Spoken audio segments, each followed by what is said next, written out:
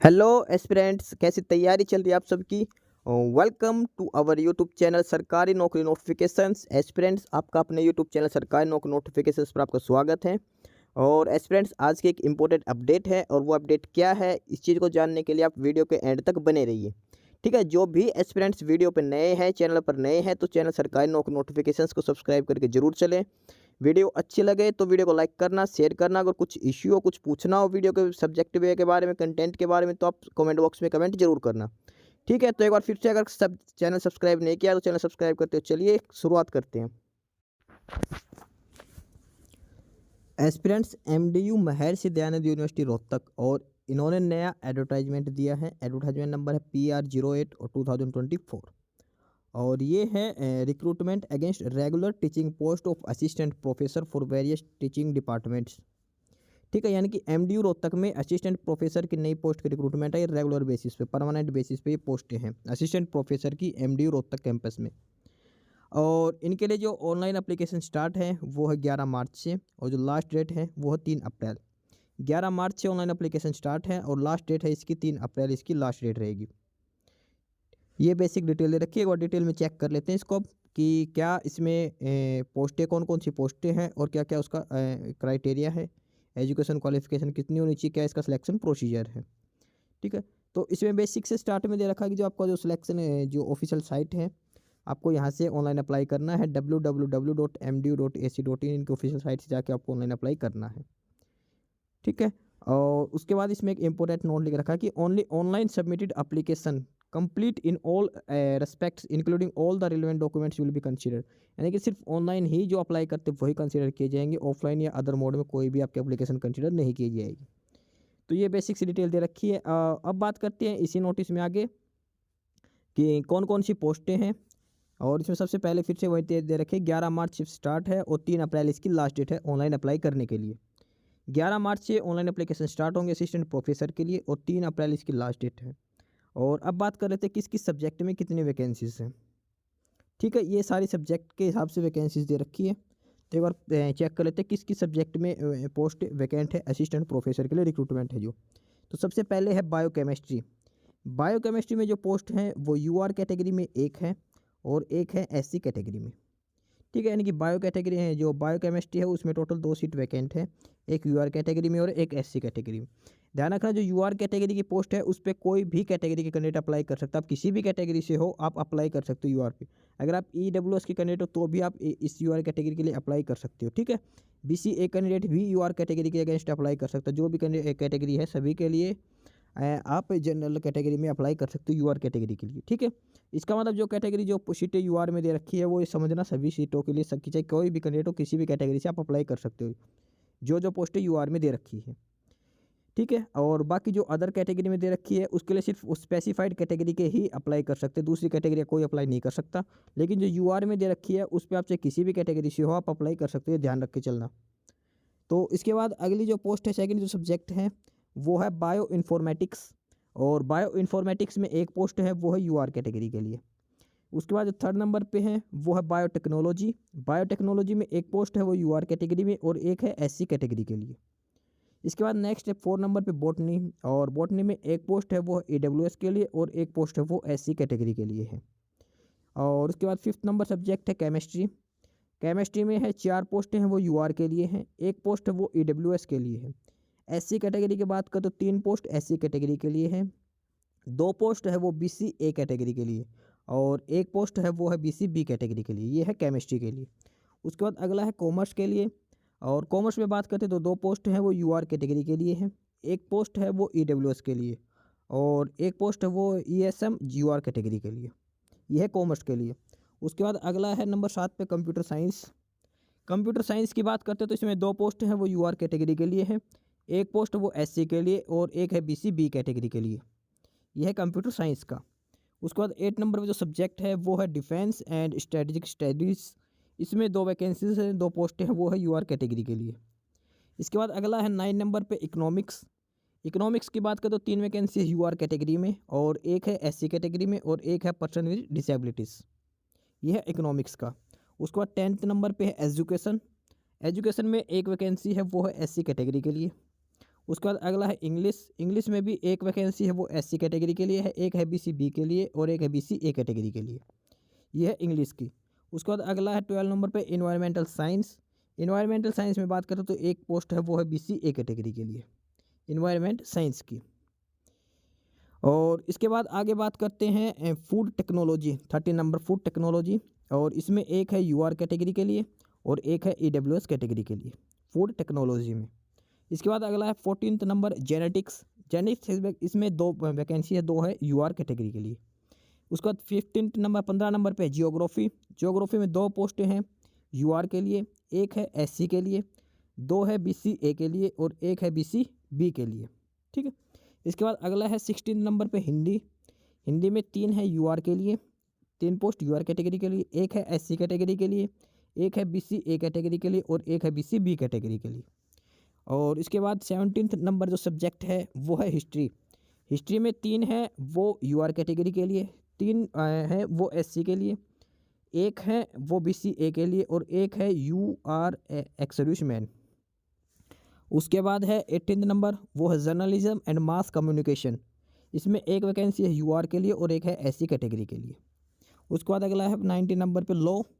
और लॉ में है 3 सीटें हैं वो है यूआर कैटेगरी के लिए, एक ईडब्ल्यूएस के लिए, 2 एससी के लिए, 3 बीसी ए के लिए और एक है एक्स सर्विसमैन। ठीक है।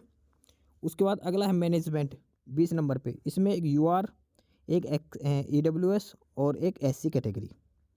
इसके बाद अगला है मैथमेटिक्स। मैथमेटिक्स में एक है और वो है बीसी ए के लिए। उसके बाद है माइक्रोबायोलॉजी और इसमें एक है against leave vacancy UR category में और एक है एससी के लिए। और उसके बाद 23 नंबर सब्जेक्ट है वो म्यूज़िक, एक यूआर कैटेगरी में और एक एससी कैटेगरी के लिए। तो उसके बाद आगे भी हैं और भी सब्जेक्ट हैं। और उसके बाद अगला है 24 नंबर, ये है फार्मास्यूटिकल साइंस। फार्मास्यूटिकल साइंस में एक है बीसी ए कैटेगरी के लिए। उसके बाद 25 पे है फिजिकल एजुकेशन। फिजिकल एजुकेशन की बात करें तो एक है ईडब्ल्यूएस के लिए, 2 है एससी कैटेगरी के लिए। और 26 पे है फिजिक्स। फिजिक्स की बात करते हैं 2 है एससी कैटेगरी के लिए और एक है बीसी ए कैटेगरी के लिए। उसके बाद 27 नंबर पे है पॉलिटिकल साइंस। पॉलिटिकल साइंस में है एक यूआर कैटेगरी के लिए और एक एससी कैटेगरी के लिए। उसके बाद 28 नंबर पे है साइकोलॉजी। साइकोलॉजी की बात करें तो साइकोलॉजी में एक एससी कैटेगरी के लिए और एक बीसी ए कैटेगरी के लिए है।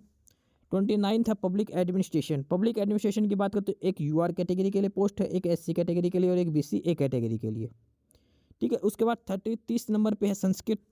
संस्कृत में 2 वैकेंसीज है यूआर कैटेगरी के लिए और एक है बीसी ए कैटेगरी के लिए। 31 है सोशियोलॉजी। सोशियोलॉजी की बात करते तो एक यूआर कैटेगरी के लिए, एक एससी कैटेगरी के लिए और एक बीसी ए कैटेगरी के लिए है। 32 नंबर पे स्टैटिस्टिक्स और इसमें है 2 यूआर के लिए, 2 एससी कैटेगरी की वैकेंसीज हैं और एक बीसी ए कैटेगरी की है। और जो सोशियोलॉजी में है उसमें एक पर्सन विद डिसेबिलिटीज़ की भी एक सीट थी। विजुअल आर्ट्स की बात करते तो इसमें एक यूआर की है, एक ईडब्ल्यूएस की है और एक पर्सन विद डिसेबिलिटीज़ की है। लास्ट जो सब्जेक्ट है जूलॉजी का, जूलॉजी में एक है वो यूआर कैटेगरी के लिए। ठीक है। इस हिसाब से टोटल 34 सब्जेक्ट है, 34 सब्जेक्ट है। और हर सब्जेक्ट में कैटेगरी वाइज इन्होंने अलग अलग सीटों का डिस्ट्रीब्यूशन कर रखा है, अलग अलग वैकेंसीज दिखा रखे कैटेगरी वाइज कि किस कैटेगरी के लिए क्या वैकेंसीज हैं। टोटल 34 सब्जेक्ट, 34 सब्जेक्ट हैं। बायोकेमिस्ट्री पहला है, बायोकेमिस्ट्री में 2 वैकेंसीज है ओवरऑल, एक यूआर में एक एससी में। उसके बाद bio informatics, biotechnology, botany, chemistry, commerce, computer science, defence and strategic studies. 9 number पे है इकोनॉमिक्स, 10th पे है एजुकेशन, 11th पे है इंग्लिश, 12th पे है एनवायरमेंट साइंस, 13 पे फूड टेक्नोलॉजी, फिर genetics, geography, Hindi, history, journalism and mass communication, law, management and mathematics. और उसके बाद आगे था माइक्रोबायोलॉजी, म्यूज़िक। और उसके बाद जो सब्जेक्ट थे pharmaceutical science, physical education, physics, political science और psychology, public administration, Sanskrit, sociology, statistics, visual arts और जूलॉजी। इस हिसाब से टोटल 34 सब्जेक्ट है, 34 सब्जेक्ट। और हर सब्जेक्ट की ये सीटें दिखा रखे किस सब्जेक्ट में कितनी वैकेंसीज हैं। ठीक है। ये सारी सीटों का डिस्ट्रीब्यूशन दिखा रखा है वैकेंसीज का। इसके बाद बात करते हैं इसमें पे लेवल की। तो असिस्टेंट प्रोफेसर पे लेवल 10 में है, यानी कि बेसिक है वो है 57,700। 57,700 इसमें बेसिक है रहेगी। ठीक है। उसके बाद बात करते हैं एप्लीकेशन फ़ीस की। जो फॉर्म अप्लाई करेंगे उसके लिए कितनी एप्लीकेशन फ़ीस आपको पे करनी पड़ेगी। तो इसमें application fees serial number 4 category में डिस्ट्रीब्यूट की गई। सबसे पहले अगर आप यूआर कैटेगरी यानी कि जनरल कैटेगरी और एक्स सर्विसमैन से हैं तो आपको 1600 रुपये फ़ीस देनी पड़ेगी। उसके बाद अगला है जो फीमेल चाहे किसी भी कैटेगरी से हो, यूआर से हो, ex serviceman, SC, BC, OBC, जो भी कैटेगरी है, तो आपको 800 रुपये देनी पड़ेगी। फीमेल के लिए 800 रुपये फिक्स है। और ध्यान रखना फीमेल सिर्फ हरियाणा स्टेट की होनी चाहिए। अदर स्टेट वालों को यूआर में काउंट किया जाएगा, उनको 1600 रुपये ही फीस पे करनी पड़ेगी। लेकिन जो फीमेल सिर्फ हरियाणा की है उनको 800 रुपये पे करने हैं। उसके बाद 3 नंबर पे है एससी कैटेगरी, बीसीए, बीसीबी और ईडब्ल्यूएस, वो भी हरियाणा स्टेट के, उनको 400 रुपये फीस पे करनी, यानी कि अदर स्टेट वालों को फिक्स है 1600 रुपये आपको फीस पे करनी है। और हरियाणा में फीमेल को 800 रुपये और एससी, बीसीए, बीसीबी और ईडब्ल्यूएस वालों को 400 रुपये। और पर्सन विद डिसेबिलिटीज़ जो हरियाणा के हैं उनको कोई फीस पे नहीं करनी। ठीक है, ये एप्लीकेशन फ़ीस का शेड्यूल है। इसमें जो दिखा रखा है अलग अलग से 1600 रुपये से लेकर 0 रुपये तक इसमें फ़ीस का शेड्यूल दिखा रखा है, कैसे कैसे अलग अलग कैटेगरी में किस हिसाब से पे करनी है।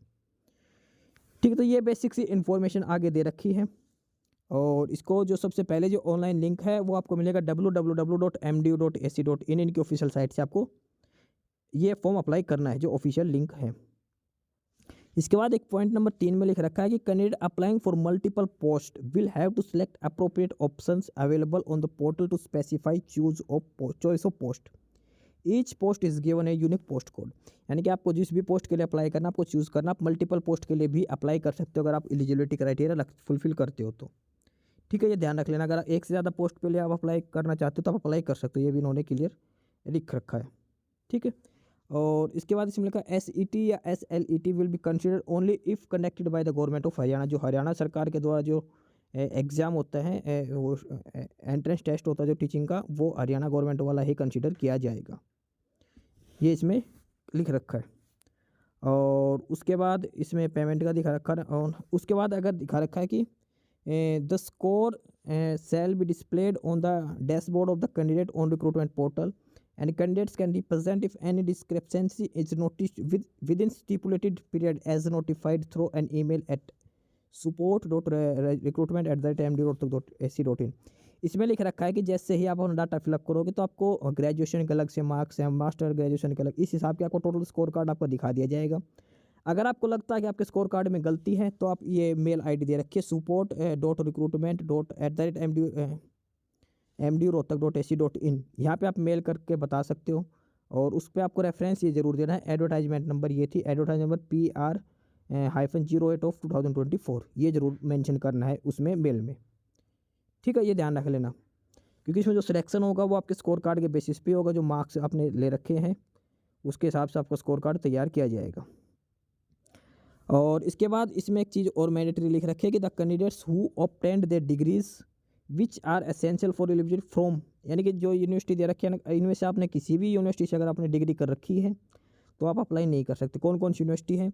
Singhania university Rajasthan, EIILM university Sikkim, Manav Bharati university Himachal Pradesh, Vinayaka mission university Sikkim, global open university Nagaland and Vinayaka mission university Salem Tamil Nadu have been declared ineligible.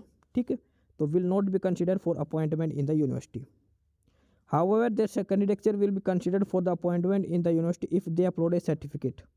नीचे प्रोसीजर दे रखा है, अगर आप इन यूनिवर्सिटी से पढ़े हो तो आपको सर्टिफिकेट जमा करवाना पड़ेगा। अगर आपने इनमें से किसी भी यूनिवर्सिटी से अगर आपने डिग्री ले रखी है और अगर आप चाहते हो कि आपकी डिग्री वैलिड है, आप तो नीचे एनेक्स दे रखी है, नीचे वो फॉर्मेट आपको फिलअप करके देने पड़ेंगे। ये बेसिक्स इसमें लिख रखी है। ठीक है, उसके बाद ये जनरल रूल्स लिख रखे हैं, क्या क्या आपको रूल है, क्या क्या किस बेस पे आपको फॉर्म अप्लाई करना है और क्या क्या कैटेगरी रिजर्वेशन की डिटेल्स इसमें दे रखी है। मेन जो साइट है वो www.mdu.ac.in, इसी के ऊपर आपको जाके ऑनलाइन अप्लाई करना है। ठीक है, उसके बाद आगे इसमें बात करते हैं, ये बेसिक से डिटेल्स लिख रखे कैसे कैसे में आपका सिलेक्शन प्रोसीजर किया जाएगा। ये सर्टिफिकेट है, तो सबसे पहले एनेक्स से दे रखा है, ये तो उन कैंडिडेट्स के लिए for the candidates who registered for PhD program, जो 11 जुलाई 2009 से पहले जिसने PhD करी हो तो उनको ये सर्टिफिकेट पर फॉर्मा सबमिट करवाना पड़ेगा। ठीक है, उसके बाद आगे जो फॉर्म दे रखा है, दे रखा for the candidates who register for PhD program on और आफ्टर जुलाई 11 2009, 2009 11 जुलाई के बाद जिसने PhD में एडमिशन लिया तो उनको इस फॉर्मेट में आपका सर्टिफिकेट जमा करवाना पड़ेगा। ठीक है, ये बेसिक से फॉर्मेट दे रखे हैं। उसके बाद ये है वो एनेक्सर, अगर आपने जो यूनिवर्सिटी दे रखी है इनमें से अगर किसी भी यूनिवर्सिटी से आपने ग्रेजुएशन या मास्टर डिग्री कुछ कर रखा है तो आपको ये परफॉर्मा सबमिट करवाना पड़ेगा, ये ध्यान रख लेना। ठीक है, उसके बाद ये बैकवर्ड क्लास सर्टिफिकेट दे रखी है, और उसके बाद इसमें क्राइटेरिया दे रखा है कैसे कैंडिडेट्स को शॉर्टलिस्ट किया जाएगा, सिलेक्शन प्रोसीजर जो बोलते हैं। Criteria for short listing and selection of eligible candidates for the appointment of the post of assistant professor in the university. ये मेन फीचर है, इसमें जो मेन डिटेल दे रखी है इसके अंदर है कि आपका सिलेक्शन कैसे होगा, क्या क्या आपके पास एलिजिबिलिटी क्राइटेरिया है, तो उसके बाद आपको कैसे क्या सिलेक्ट किया जाएगा। तो सबसे पहले इसमें दे रखा है कि ग्रेजुएशन के नंबर काउंट किए जाएंगे। ग्रेजुएशन में अगर आपके 80% एंड अबोव है तो आपको 15 मार्क्स दिए जाएंगे, और 60% से लेकर 80% के बीच में है तो आपको 13 मार्क्स 13 नंबर दिए जाएंगे, और 55 से लेकर 60 के बीच में है तो 10 नंबर, और 45 से 55 के बीच में तो 5 नंबर। ठीक है, ये इसमें दे रखा है। अगर यानी कि जो ग्रेजुएट यानी कि जो बैचलर डिग्री है उसमें से अगर आपके 80% से ज़्यादा नंबर हैं तो आपको 15 नंबर दिए जाएंगे, मैक्सिमम 15 ही दिए जाएंगे। ठीक है, अगर 60% से लेकर 80% के बीच में आपके मार्क्स है तो 13 नंबर आपको दिए जाएंगे। 55 से लेकर 60% के बीच में आपके मार्क्स है तो 10 दिए जाएंगे, और 45 से 55 के बीच में है तो 5 नंबर आपको दिए जाएंगे। ठीक है, ये ग्रेजुएशन के मार्क्स हैं, मैक्सिमम 15 नंबर ही होंगे इसमें। उसके बाद दूसरा है पोस्ट ग्रेजुएशन के मार्क्स। पोस्ट ग्रेजुएशन में अगर आपके 80% से ज़्यादा है तो 25 नंबर दिए जाएंगे, और अगर आपके 60% से लेकर 80% के बीच में है तो 23 नंबर आपको दिए जाएंगे, 23 मार्क्स। ठीक है, उसके अलावा 55% मार्क्स हैं 55 से 60 के बीच में तो आपको 20 मार्क्स दिए जाएंगे। ये हो गया पोस्ट ग्रेजुएशन का। ठीक है, मैक्सिमम 25 नंबर ही दिए जाएंगे, यानी कि ग्रेजुएशन और पोस्ट ग्रेजुएशन दोनों को मिला के टोटल 40 नंबर हैं मैक्सिमम। ठीक है, उसमें से आपको दिए जाएंगे 15 नंबर ग्रेजुएशन के, पोस्ट ग्रेजुएशन के 25 नंबर में। उसके बाद बात करते हैं एमफिल और पीएचडी की। एमफिल और पीएचडी की अगर किसी ने एमफिल कर रखी है तो उसको 7 नंबर दिए जाएंगे 60% से अबोव वाले को, और 55 से 60 वाले को 5 नंबर दिए जाएंगे। और आपने पीएचडी कर रखी है तो आपको 30 नंबर दिए जाएंगे, और एमफिल और पीएचडी दोनों के मिला के मैक्सिमम आपको 30 ही नंबर दिए जाएंगे। किसी ने एमफिल और पीएचडी दोनों कर रखे तो भी उसको 30 नंबर दिए जाएंगे, किसी ने अकेले पीएचडी कर रखे तो भी उसको 30 नंबर ही दिए जाएंगे। इसके बाद आगे दे रखा नेट, और नेट में 3 है, नेट विद जेआरएफ, नेट और एसएलईटी और एसईटी। नेट विद जेआरएफ है तो आपको 7 नंबर दिए जाएंगे, और विदाउट जेआरएफ आपका नेट है तो 5 नंबर दिए जाएंगे आपको। उसके बाद स्टेट का जो एसईटी एग्जाम है उसके लिए आपको 3 नंबर, मैक्सिमम 7 नंबर ही आपको दिए जाएंगे। और उसके बाद इसमें है रिसर्च पब्लिकेशंस के, ये मैक्सिमम 10 मार्क्स का है, और उसके बाद इसमें 3 मार्क्स पर पब्लिकेशन और 2 मार्क्स पर पब्लिकेशन के हिसाब से आपको मैक्सिमम 10 नंबर ही आपको दिए जाएंगे। इसके बाद टीचिंग एक्सपीरियंस की बात करते हैं, टीचिंग या पोस्ट डॉक्टरल एक्सपीरियंस, तो मैक्सिमम 10 नंबर इसके दिए जाएंगे, और 2 मार्क्स फॉर ईच ईयर, यानी कि अगर आपके पास 5 साल का एक्सपीरियंस है तो आपको 10 नंबर दिए जाएंगे। हर साल के एक्सपीरियंस के 2 नंबर दिए जाएंगे। अवार्ड्स है तो अवार्ड्स के मैक्सिमम 3 नंबर ही दिए जाएंगे। अगर आपने कोई इंटरनेशनल नेशनल अवार्ड लिया तो 3 नंबर मिलेंगे, स्टेट लेवल पे 2 नंबर आपको दिए जाएंगे। इस हिसाब से ये पूरा एक क्राइटेरिया सेट कर रखा है इन्होंने, इसी के बेसिस पे आपको सिलेक्ट किया जाएगा।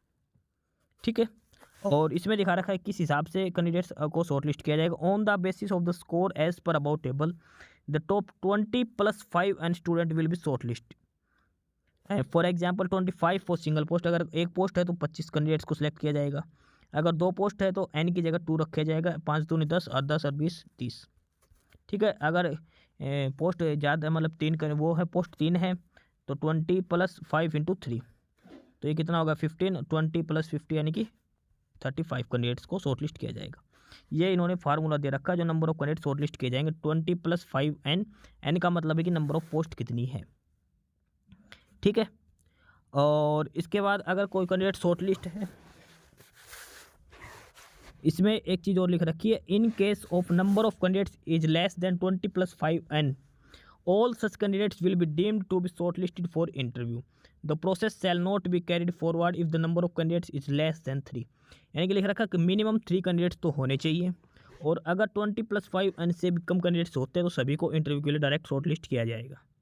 अगर 20+5 n के हिसाब से ज़्यादा कैंडिडेट्स है, सपोज करो किसी भी के लिए एक पोस्ट है किसी भी सब्जेक्ट के लिए, और तो उसके लिए कितने कैंडिडेट्स शॉर्टलिस्ट किए जाएंगे 20+5, यानी कि वैल्यू कितनी रखी 1, यानी कि एक पोस्ट के लिए कितने कैंडिडेट सेलेक्ट किए जाएंगे 25।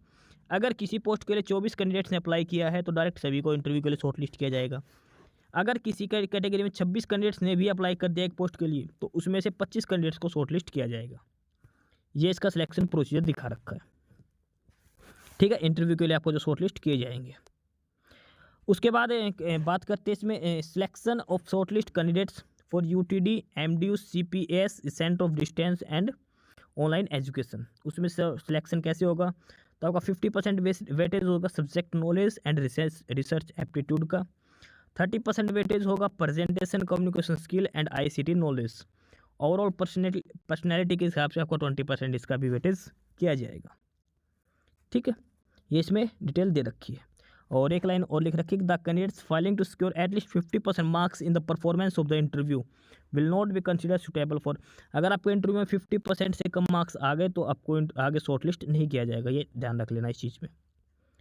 और ये एनओसी सर्टिफिकेट है जो आपको सबमिट करवानी है अगर आप ऑलरेडी कहीं गवर्नमेंट जॉब में वर्किंग हो तो, ये उनके लिए है।